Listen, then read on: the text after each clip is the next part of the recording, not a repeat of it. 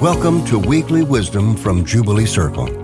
We teach the common wisdom of love and unity that is found in all mainstream religions, metaphysical teachings, mysticism, and inspired secular and religious writers and teachers throughout the ages. Our goal is to help you connect with your higher divine self and transform from the inside out so you can become a force for love and transformation in the world. Each week we bring you wisdom from our founding spiritual director, Reverend Candace Shalou, and other guest speakers. We hope you enjoy this week's Words of Wisdom. If I have learned anything this past week, it is that I am not an enlightened master yet. Yes, and I am not in danger of becoming one anytime soon. My anger and my hatred were sparked by the passive-aggressive actions of a former neighbor. Yeah, Bob and Keith know what I'm talking about. That in reality is a mere nuisance. Thank you. But my reaction was out of proportion to the problem. So here's the thing, though. In the past, this kind of action, and you really don't need to know the details, but this kind of action, it would have sent me down an emotional spiral. I would have obsessed over the situation. I would have lost sleep over it. I would have complained continuously to anyone who would listen. God bless Beth.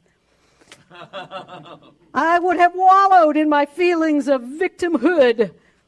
In this instance, though, my anger, it really only lasted for a few minutes, mainly because I don't like feeling like that anymore.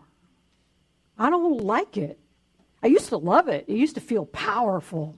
But now it was just awful. My anger was my thing, man. I'd roll around in it and feel all self-righteous and put upon. But now I'm willing to see things differently. Yeah, this neighbor is acting in a petty manner, but instead of anger, my first reaction should have been compassion. It was Bob's. I'm going to give it to Bob. Bob was my Buddha. But that should have been my first reaction, but it wasn't. But truly, I agree with Bob. Her actions, I believe, come from a place of deep pain and suffering. The world, her world, everything has to conform to her idea of it, or she will use all of her power to bring it back into compliance with how she believes things should be. Something we all do, right? We all do that.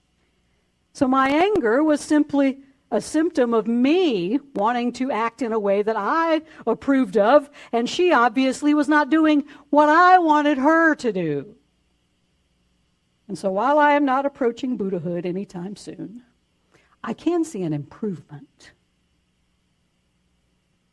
And this jubilance is the gift that she offered me, a chance to deepen my own practice and to renew my commitment to not be afraid of accepting God's love, not just for myself, but for her as well.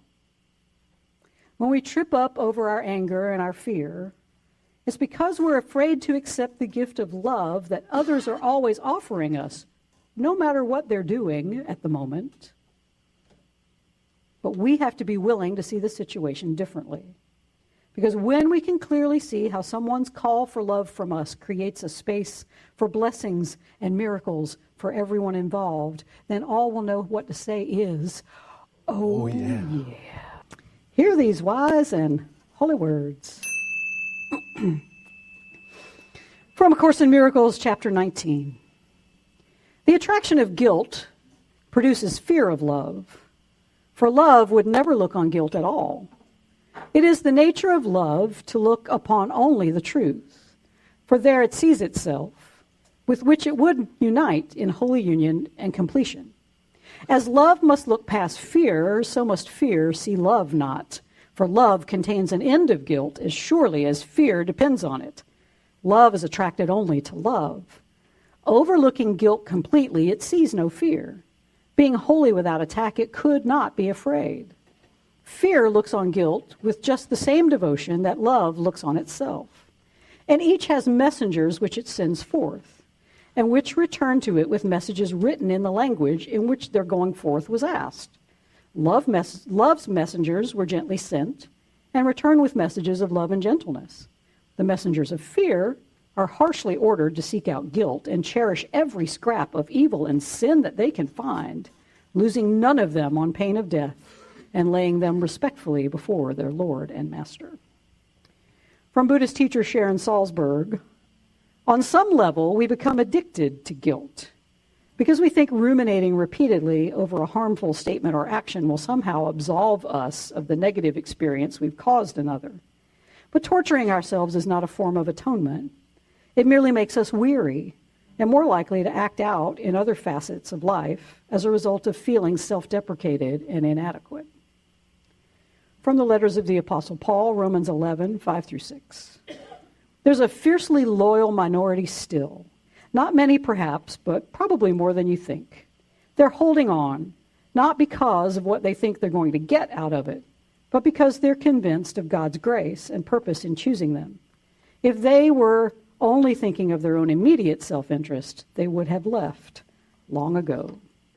Back in 2008, a New York social worker named Julio Diaz was doing what he did every day.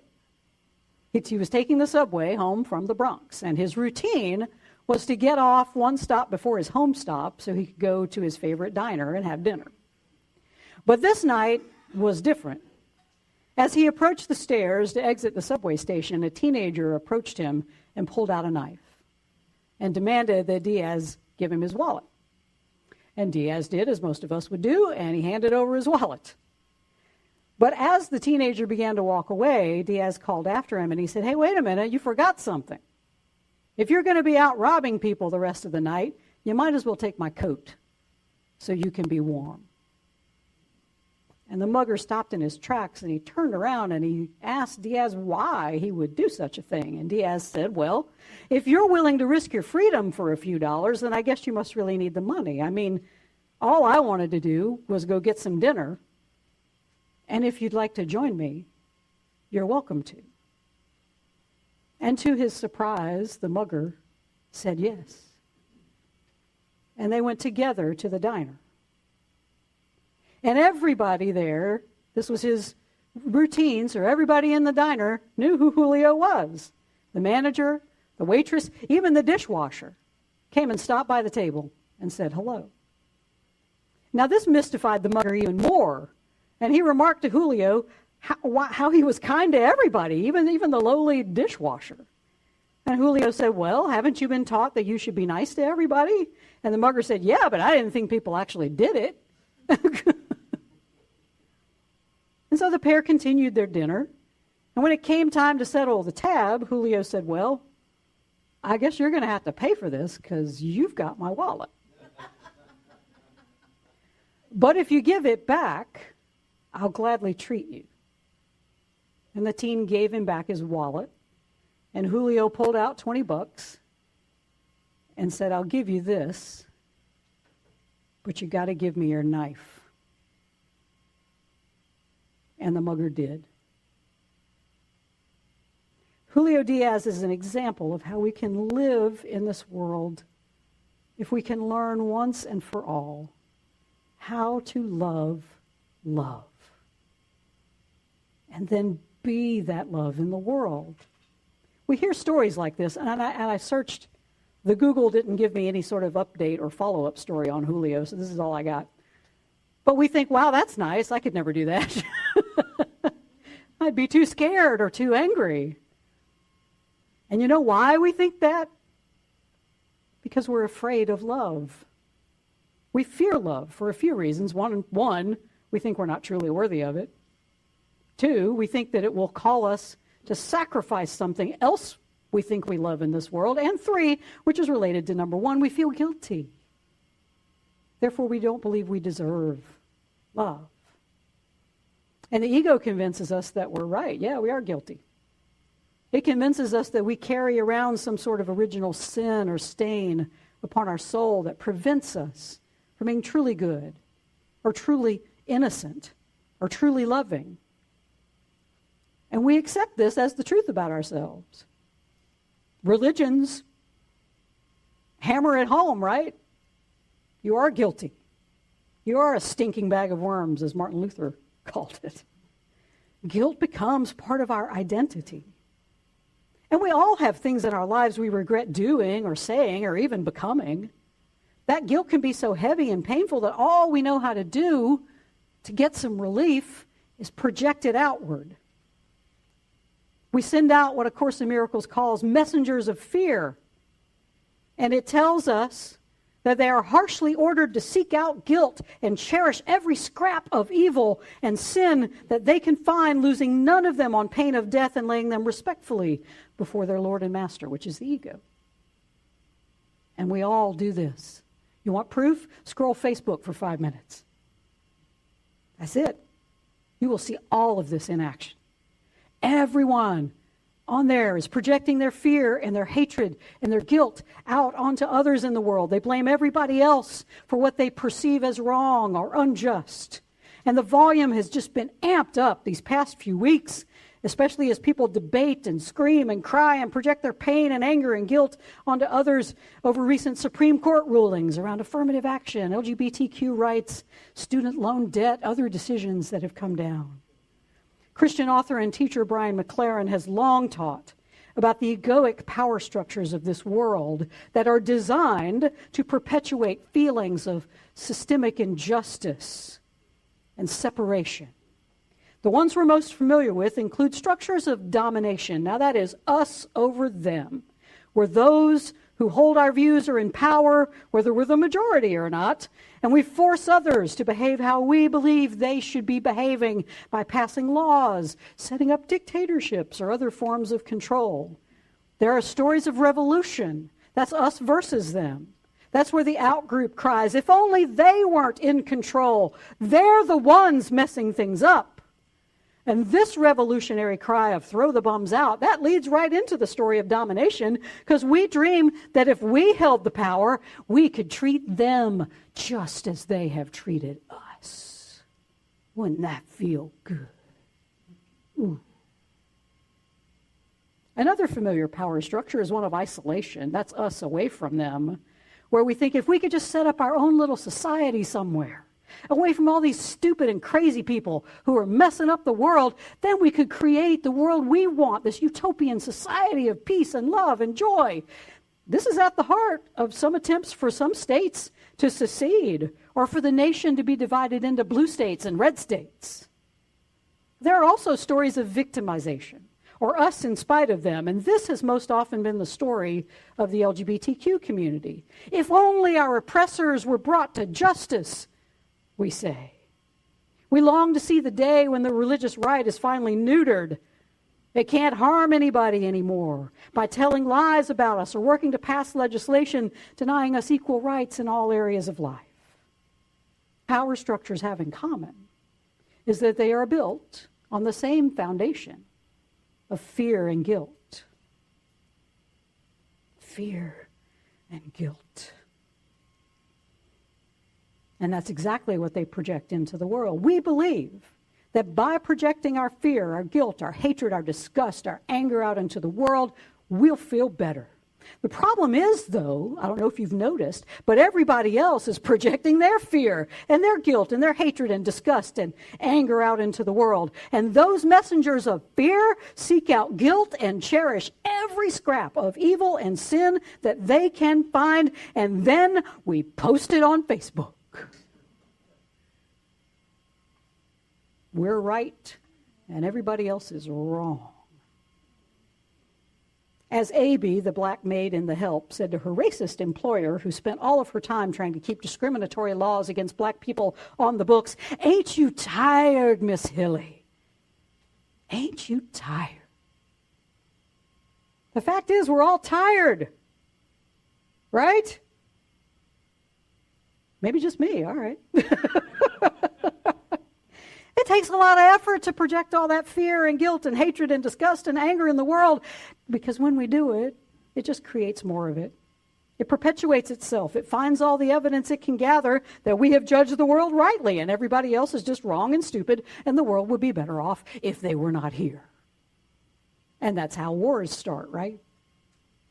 But can you imagine, let's do a little thought exercise. Can you imagine just for a moment that you have invited to dinner one of the 6 Supreme Court justices who have recently mugged much of the American people of their rights by voting to overturn well-established precedents on race, women's bodily autonomy, and other rights. Just imagine. Clarence Thomas is at your dinner table. Right? Could you be Julio Diaz in this situation? Could you treat someone like that with pure love? Someone who has projected so much guilt and harm into the world through their beliefs and actions. If you can, even if it's just an abstract thought exercise for a moment, if you can imagine stepping into Julio Diaz's shoes, then you can imagine the power structure that Jesus came here to teach us about, according to Brian McLaren. And that power structure has no them in it. It's some of us for all of us. Some of us for all of us. And the Apostle Paul in Romans 11 calls those taking part in this kind of power structure a remnant, a fiercely loyal minority. Not many, he writes, perhaps, but probably more than you think. We learn about that at the ballot box, right? They're holding on, not because of what they think they're going to get out of it. We don't do this work selfishly, but because they're convinced of God's grace and purpose in choosing them to see that power structure. Some of us for all of us. If they were only thinking of their own immediate self-interest, they would have left long ago. And they're all on Facebook. Paul didn't say that. Jubilants, this is our calling to be that remnant. To be the ones who are the sanest in the world of an insane ego. Because we're all willing to see things differently, to see our unity with others instead of that illusion of separation.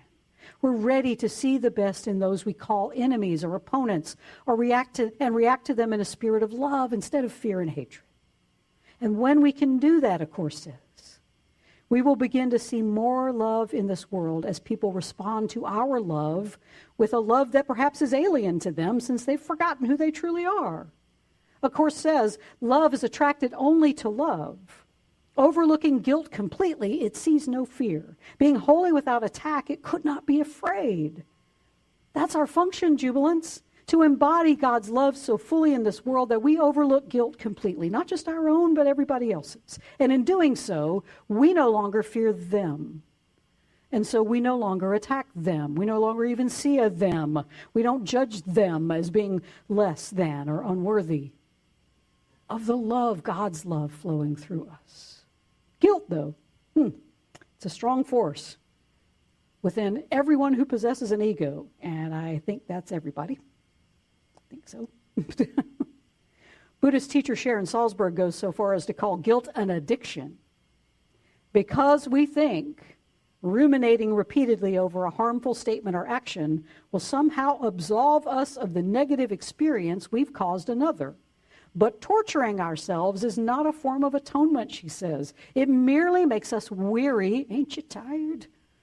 And more likely to act out in other facets of life as a result of feeling self-deprecated and inadequate. Jubilants, ain't you tired? Ain't you tired of all the guilt feelings within yourself? Ain't you tired of all your fear and your hatred and your despair and your anger that you constantly project out into the world in an effort to release just a little bit of your own inner pain? You may protest, though, hey, preacher, I don't feel guilty. Those people out there, man, they should feel guilty for all the damage they're doing to the world. I'm woke. I believe everybody ought to love everybody else, so I'm on the right side of history here. Does it still feel a little judgy? Tiny bit. I like to think I'm on the right side of history too, but here's the news flash. There's none of us are on the right side of an egoic world's history. Because there's nothing to be right about in a world of fear. In this world, even when we're right, we're wrong, because we're still basing our actions on fear and guilt. The truth is, we are afraid of God's form of love. The ego has hoodwinked all of us into thinking that unconditional, eternal love is weak. And only its plan for salvation, one based on fear and attack, that's the only thing that's going to work. Grievance makes the world go around, right? One look at the world we live in, though, will prove this assertion wrong, because we have tried the ego's way, and A Course in Miracles says we are welcome to try every single ego-based way we can think of to try and bring fairness into the world. And it's insane, because none of them will succeed, because they're all built on a foundation of fear and guilt. So what we need, jubilants, is a new foundation. A power structure that is truly built, not on the ego's idea of love, but God's love, the only thing that is real. A sum of us, for all of us foundation that sees no separation, that sees no them. There's only us. And then from that place, we send out messengers of love, and they will return with proof of love in the world. You've seen it. Every single one of you has had this experience where you're walking around, I don't like people, I don't like people. And everyone you meet, you don't like.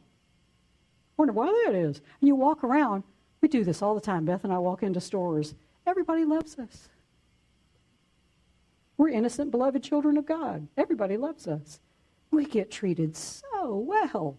The evidence of love pours in because we walk in seeing children of God. We walk in seeing Christ in the face of everyone. And when we send out love's messengers, we get proof of love back. It's amazing. I swear it works every single time. A first step to getting there, though, to break free of the ego's power structures, is to use an emotion that is closely related to guilt, but provides a way out of it without projection, and that is remorse. Remorse, Salzberg says, does not look like guilt. It is not, it is not prolonged ruminating, fueled by self-hatred, but a pang of feeling that invites us to reflect. Remorse is thought to be a skillful state of mind. In Buddhism, that's what it is, a skillful state of mind, a byproduct of mindfully reviewing our actions, leading to a realization that we have said or done something that has harmed someone else. And I had to do that to Beth because I got so mad about the neighbor, and I had remorse. I'm like, I am so sorry. I'm sorry you had to see me have my little temper tantrum. She forgave me because she is loved like that. But remorse doesn't come from a place of guilt, according to Salzberg. Instead, it comes from a place of compassion and mindfulness. We see that we've caused others pain. Realization, she says, it helps us recognize our fundamental connectedness. It takes away the feeling of separation. Guilt makes us want to project it outward so we don't even have to feel it. Remorse, though, can help us recognize and take responsibility for the pain that we do cause when we're all caught up in our ego. Instead of hating ourselves for failing so miserably at love, which is what guilt is, we see that we have simply made a mistake, and we can choose again. We can apologize and ask for forgiveness, learn from the mistake without internalizing it as some moral failure or some inherent form of sinfulness. This is where we can step into our power as part of that remnant, that fiercely loyal minority that believes love will set all things right in the end. And if things have not yet been set right, it's just not the end yet. Supreme Court decisions, presidential campaigns, the makeup of Congress, none of these things signal ultimate tragedy. Instead, they're just signs that the egoic world is chugging along at a really healthy pace. And it's easy to take our fear out on each other, to malign and blame each other for the world's problems. We, however, must be the ones determined to be the sanest in the room. By going within and overcoming our fear of love with a capital L, and learning to become the embodiment of that holy love in the world. And all it will cost you, jubilants, is your fear.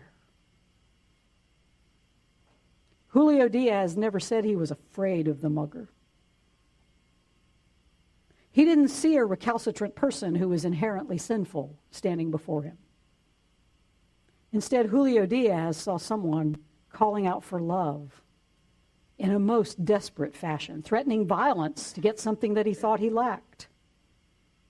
Julio showed him the only thing he lacked in that moment was someone to show him love. And jubilants, that's what we're called to do in the world. To answer hatred with love. To answer fear with compassion. To answer guilt with forgiveness. One of the hardest lessons that a course teaches, in my opinion, is to stop seeing people based on their past. Show of hands, who among us wants to be judged in this present moment by our worst action in the past? Anybody? No, you don't. But we do it to everybody else all the time. All the time. We look at those Supreme Court justices and we judge them on their past decisions or ideologies or actions. We judge presidential candidates, coworkers, family members, all on what they've done in the past. And certainly we're not called to be idiots, okay? We're not called to be stupid about this and just let people who have a history of abusing us in some way or another continue to do so.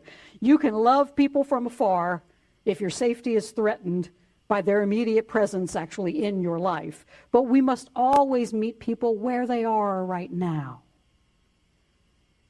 They are before us for one reason only, to receive God's love through us.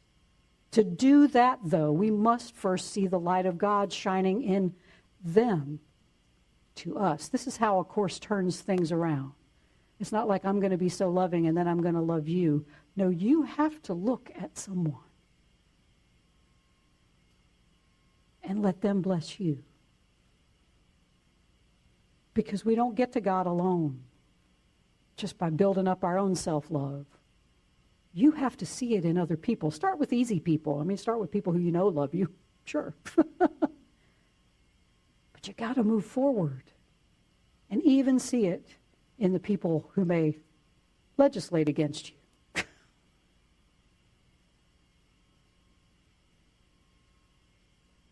It's hard to do. It's hard to do. But the absolute truth about anyone you see or anyone you think about is that they are just like all of us. They are originally blessed. They are innocent. They are loved unconditionally by the one who created us all, no matter what they may be doing behaviorally out in the world. So we have a choice. We can continue to heed the ego's call to hate and fear them, or we can be willing to see things differently, to release our fear and guilt and allow God's love to flow through us to them, and see that on the plane of spirit, they also bless us with God's love, even if their behavior in this world suggests otherwise. And this is how I get there. I think of all those that my ego tells me are separate from me and mucking up the world, causing more feelings of separation. I see them as innocent children playing make-believe. Because that's where we all are. This life is like a play. And we're all playing our role. We've all been cast in different ways. Some of us have been cast as villains. Others have been cast as heroes, others as victims. Some of us are the Greek chorus. But we're also the audience, watching this all play out. And in the end, though, like when you see a good play, you're like, man, that was the best villain I'd ever seen in my life. Wow, what a performance. We applaud everyone because we realize there's only one of us here. How talented we are to deny the innocence that we truly are so we can play that role. In truth, though, we are not the roles we play in this ego world. We're all innocent, all beloved children of God, but while we are here, we have a choice. Will we send out messengers of fear and guilt and hatred into the world, or will we send messengers of love and forgiveness and reconciliation? Yes, please, do your work. Do your work to end injustice in the world, but I beg you to not do it from a place of fear or guilt or hatred, but instead, do it from that place of divine love, that place of forgiveness and reconciliation. If we want a happy ending to this egoic play, we have to realize that we have the power to rewrite the script anytime we want by simply not playing a role that does not have love as its motivation. You remember, actors are always like, "What's my motivation?" Your motivation is love. That's where you play your role from. Do not play any role that asks you to have fear as your motivation. We may hope to one day to see remorse from those we perceive as causing more fear and separation in the world, and miracles do happen. I don't know, we might see something like that at some point. But the better path, I think, is to look within and see how we have allowed our own fear and hatred and guilt to cause more separation in the world, because we all have, if we have an ego. And I think that's 99.9% of the people in the room. And then we must allow ourselves to feel remorse for our own feelings of judgment or grievance that has created more separation and fear and guilt and despair in the world. Only then can we see that our responsibility, our function in this world, is to learn how to love so fully that we are willing to put nothing out into the world except love, even in the face of often blinding fear or hatred or anger. Because, jubilants, when we learn to love, the only thing that is actually real, then this world can collectively breathe deeply and say, "Oh yeah." Thank you for joining us for Weekly Wisdom from Jubilee Circle. If you enjoyed the program, we hope that you'll support us by leaving a good review of this podcast wherever you download your shows. We also hope you'll support us in other ways, either by becoming a subscriber to our YouTube channel and our weekly newsletter, or by supporting us financially. You can find out how to do all of that by visiting our website at jubileecircle.com. Many thanks to Audio Coffee from Pixabay for supplying our podcast music. Join us again next week, and until then, take the words of Meister Eckhart with you. If the only prayer you ever say is thank you, that will be enough. We thank you for your time and wish you the kind of week that'll leave you saying, "Oh yeah."